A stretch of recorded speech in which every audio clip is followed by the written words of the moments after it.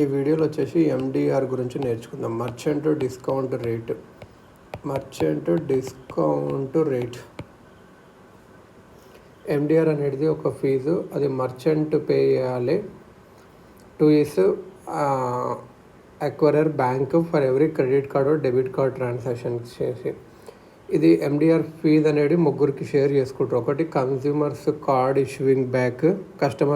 Issuing bank, merchants acquiring bank, ఇంకా payment gateway operator. వీళ్ళు ముగ్గురు షేర్ చేసుకుంటారు.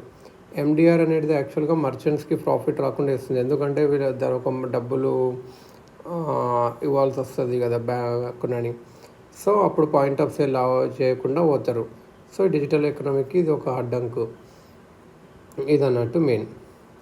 సో అక్వైరర్ బ్యాంక్ ఏం చేస్తుంది, కలెక్ట్స్ ఎండిఆర్ చేస్తుంది, పేమెంట్ గేట్వే ఉంటుంది, కార్డ్ హోల్డర్ ఒక బ్యాల్ ఉంటుంది అన్నట్టు.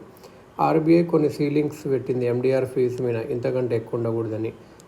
తర్వాత కొన్ని టెక్నికల్ రూల్స్ పెట్టింది కంపెనీస్కి హెల్ప్ చేయడానికి, అంత ఇంపార్టెంట్ కాదు. తర్వాత మినిస్ట్రీ ఆఫ్ ఎలక్ట్రానిక్స్ అండ్ అదొక సబ్సిడీ ఇచ్చింది, ఎండిఆర్ సబ్సిడీ ఇచ్చింది.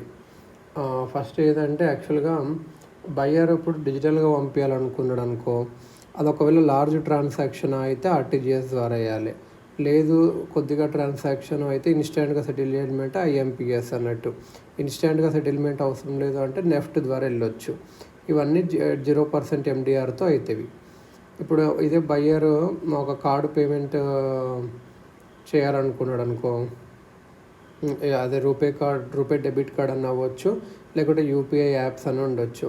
అవంటే డైరెక్ట్ యూపీఐ యాప్స్ అని అనుకో డైరెక్ట్ ఎన్పిసిఐకి వెళ్ళిపోతుంది. రూపే కార్డ్ అంటే 0% ఎండిఆర్తో ఎన్పిసిఐకి వెళ్ళి ఎన్పిసిఆర్ నుంచి అది ట్రాన్స్ఫర్ చేసి సెల్లర్కి ఇస్తుంది అన్నట్టు ఇక్కడ అన్నట్టు. ఇప్పుడు లేదు ఎండిఆర్ రూపే కార్డు కాకపోతే X% ఎండిఆర్ పోయి ఇది వీసా కార్డుకు పోయి payment minus MDR percentage seller ఇలా అవుతుంది అన్నట్టు. సో బ్యాంకర్ ఇది ఎందుకంటే బ్యాంకర్ రూపే కార్డ్ని ప్రమోట్ చేస్తే బ్యాంకర్కి మంచి విల్ నాట్ బ్యాంకర్ ఇక్కడ ఏంటంటే రూపే కార్డ్ని ప్రమోట్ చేసిండు అనుకో, బ్యాంకర్ ఎండిఆర్ ఫీజు అన్ చేయడు. సో బ్యాంకర్స్ ఏం చేస్తారు, మాస్టర్ కార్డు వీసా కార్డే ఇస్తారు ఎక్కువ.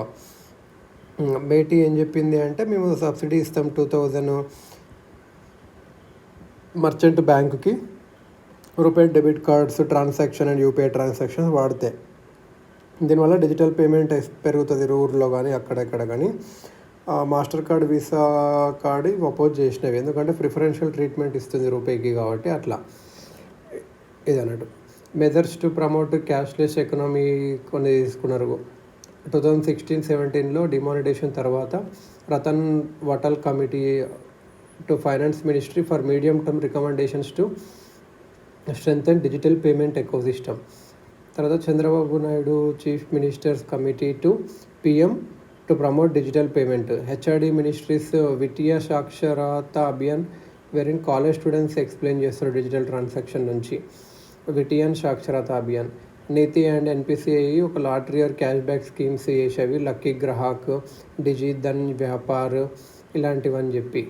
సో ఇలా అని చేసి డిజిధన్ మిషన్ 2007లో ఆరేశారు. Digital payment Abhiyan meeting campaign, ఇది డిజిటల్ పేమెంట్ని పెరగడానికి, అంత ఏం లేదు. DigiDhan mission digital payment Abhiyan అని క్యాంపెయిన్, అంతే, అక్కడ ఏం లేదు.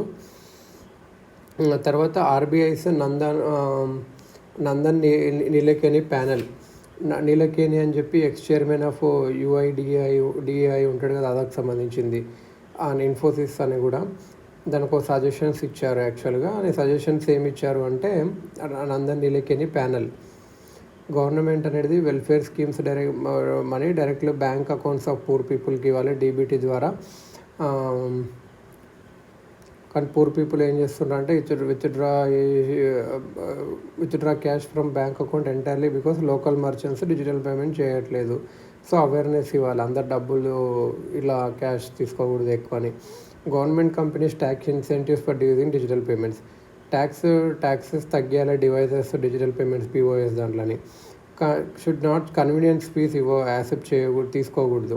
Computer emergency response team for finance setup చేయాలి. నీలకేని ఇంకా ఆర్బీఐలో కూడా కొన్ని సజెషన్స్ పెట్టారు.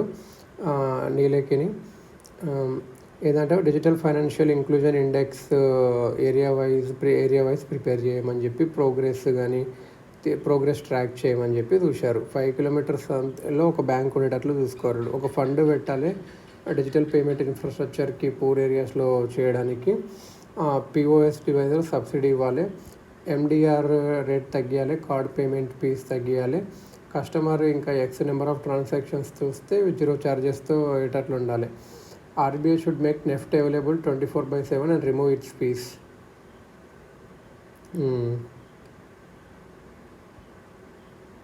ఇదన్నట్టు payments infrastructure development fund provide funding or subsidy to encourage merchants in small towns northeast to adopt payments infrastructure development fund అదన్నట్టు. Offline retail payments using cards and mobile devices. Mobile wallets ఇవన్నీ ఉన్నాయి అనుకో, net connect కావాలి. So RBI ఏం చేసిందంటే offline mode of payments కూడా చేసుకోవచ్చు. Cards, wallets, mobile devices వాడి 200 per ట్రాన్సాక్షన్కి అండ్ ఓవరాల్ లిమిట్ 2000కి అలా పెట్టేసి కొన్ని ఇచ్చేసింది అన్నట్టు. తర్వాత ఇదన్నట్టు.